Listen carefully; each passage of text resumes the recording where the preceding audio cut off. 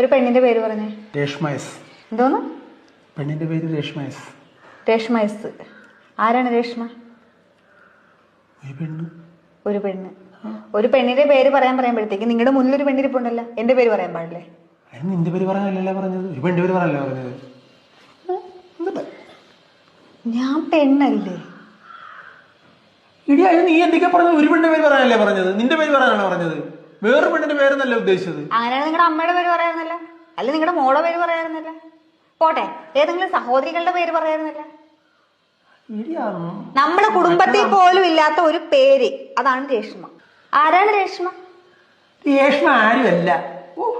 ആരുമല്ലാത്ത രേഷ്മനെ നിങ്ങൾ എന്തിനു പറഞ്ഞു?